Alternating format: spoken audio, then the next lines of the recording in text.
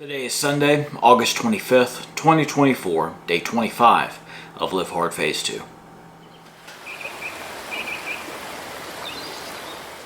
We're just counting down the days. Last few, we only have 5 more to go after today because we're not starting over today because we have successfully completed all 5 of our critical tasks. I don't know why I'm saying we, but maybe you're doing this along with me. I'm not sure, but yeah. Got all the stuff done. I just realized there's a couple things I forgot to jot down. So for food, my food stuffs. So there's, yep, that and there we go.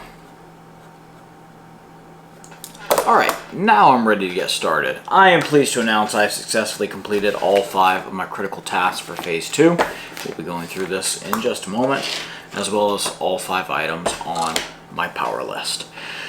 So this morning I weighed in at 222 pounds. So my goal is, I'm praying that by Friday I'll be just under 220 pounds.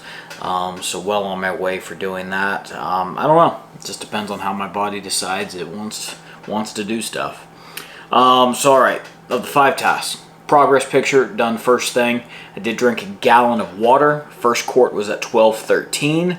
Second quart at 3:07. Third quart at 6:53. And then the fourth quart at 9:18 this evening. So that's done. I've maintained my diet based on my calculations of what I'm about to eat for dinner. Yes, I know it's late. We're eating late, but that's just the way it goes. I will have had 22 grams of carbs today, so I've maintained my diet. No wheat, no alcohol. Even though I did buy alcohol today. That's a story for another time. Check out my leather stuff. Just a Nazarene Leather Company if you want to know more about that. Alright, so I maintained my diet. I did 2 45-minute workouts. They were both outside. First one was at 8:55 this morning with my pack. I rucked. And then the second one was 6:15 this evening. Did more of the interval stuff, running. A lot of running this time. My legs feel like they're back to 100% just about. So that's good. And then arms with the weights. The 2-pound weights that get very heavy. And then I did 150 push-ups total. Alright, so that's my goal. By the end of this, I will have had 160 push-ups in a workout because I'm adding 5 every time I do that. So yeah, each day just trying to get a little bit harder. So that's 4 of the 5 critical tasks. Last thing was reading at least 10 pages. And I did that. In the Start Your Own Corporation, I read chapters 18 and 19. I think there's only like 1 or 2 chapters left. Like, it's almost done. So we're gonna get that finished. It was pages 217 to 236, so just right at 20 pages that I read. Chapter 18 was called How to Use a Buy-Sell Agreement, and Chapter 19 was called Protecting You and Your Business from Scams. So there we go. Let me read you some of the things that I wrote. A buy-sell agreement is used by the owners of a small, closely held business entity to cover the buyout of shares upon the death, divorce, disability, or withdrawal of an owner. So there you go. Because you don't want to get bought out super early in your business. So yeah, you have these agreements in there to protect, to make sure people vote a certain way to keep the business going, keep you in it in case something else happens to one of your partners. There's normally a time frame associated with it because people don't want to give up their votes forever if they're shareholders. There you go. Let's see. Always have the terms of the buy-sell agreement reviewed by your own independent attorney. That is because the corporate attorneys are looking out for the interests of the corporation. All right. Your personal attorney should be looking out for you. All right. So be careful. If just the corporate attorney looks over stuff, that doesn't mean you're getting the best deal out of it. All right. So just some advice there. Read the book. Good stuff. Beware of con men, and con is not short for like convict or anything like that. In case you didn't know, con is short for confidence. A confidence man. All right, someone who's very confident to lie straight to your face and steal your money and swindle you out of something. That's a confidence man. All right, someone that gets you to trust them and they can take you for whatever they want. You must be diligent about who you are trusting to assist you with your asset protection plan. As far as the IRS is concerned, ignorance is no excuse. And just kind of something that he wrote at the very end as far as their law firm. A joke they have is the more expensive the printing, the more likely a scam. So when someone hands you something, it's full color printout, looks great, you know, it's almost too good to be true, it's probably a scam. All right. And because today is day 25, I read Proverbs chapter 25, and it looks like I've got 5 verses to read to you, verses 9 and 10, 17, 21, and 22. All right, here we go. Proverbs 25, verse 9. 9 and 10 kind of go hand in hand. That's why they are together. Debate thy cause with thy neighbor himself, and discover not a secret to another, lest he that heareth it put thee to shame, and thine infamy turn not away. In other words, if you have an issue with someone, go talk to that person. Don't gossip about it to someone else, because when the person you're talking about finds out you've been talking about them behind their back, they're going to put you to shame. Your infamy's not going to go away. In other words, you're going to get a bad reputation. And you don't want to be the person who is a backbiter, a talebearer, a busybody, someone that's always talking about people behind their backs. There's another word for those kind of people.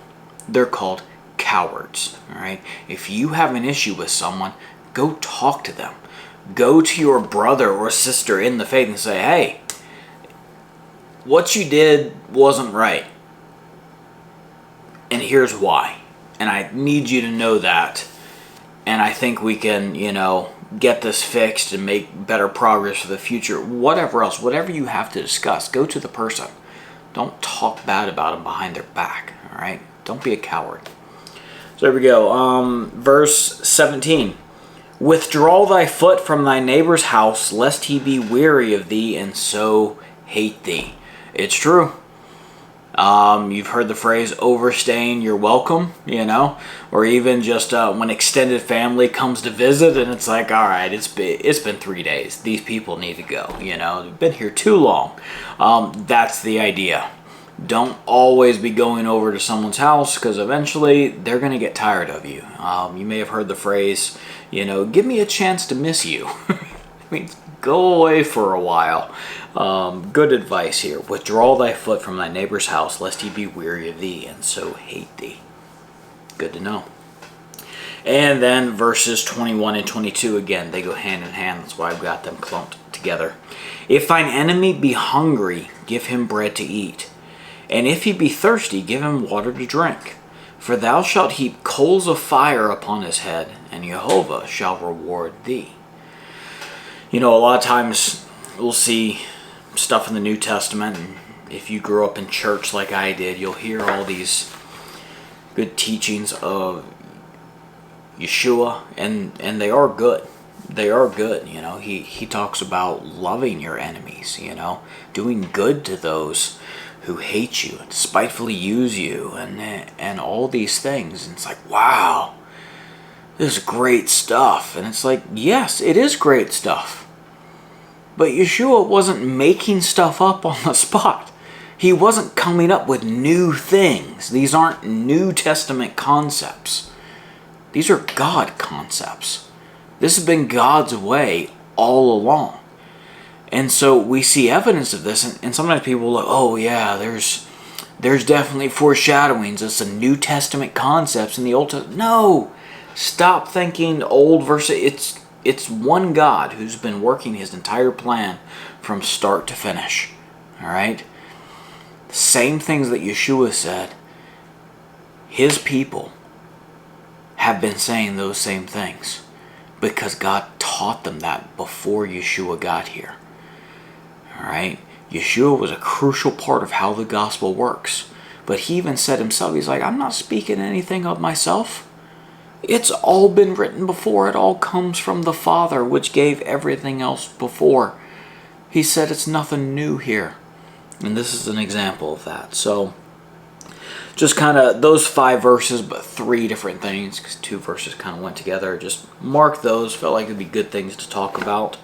Hopefully, as I'm doing this kind of scripture going over this stuff, I pray that adds value to you and blesses you, maybe gives you some things to think about, maybe some things to tell me I'm wrong about. I don't know, whatever.